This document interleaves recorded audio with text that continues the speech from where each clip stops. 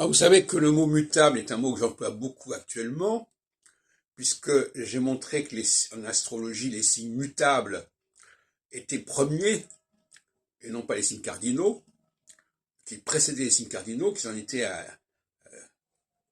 c'est la veille du signe cardinal, tout comme le Shabbat, le vendredi soir, est la veille du samedi, et je peux vous assurer que les services du vendredi soir sont très importants pour la synagogue, à laquelle j'ai assisté à différentes reprises.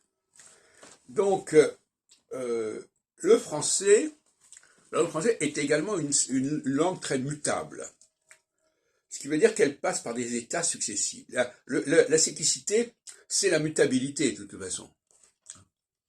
C'est-à-dire que les choses peuvent changer. Et le français a cela de surprenant, c'est qu'il est mutable. C'est-à-dire que le même mot écrit peut, selon les circonstances, être prononcé diversement. Alors, c'est un sujet un peu complexe, parce que écrit, qu'est-ce qui est écrit, pourquoi ça a été écrit, etc. Mais enfin, d'une manière générale, on va rester sur cette base-là. Il suffit de peu de choses pour que un mot en français change de prononciation. On ajoute un E après une consonne, ça change la prononciation de la consonne, parce que sans le E, la consonne ne se prononce pas.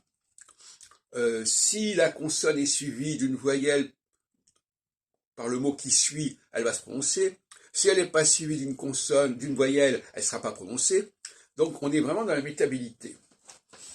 Et la langue, le génie de la langue, c'est la mutabilité. Et le français a su garder ce génie de la langue que beaucoup d'autres langues ont perdu. Donc le français est une langue cyclique.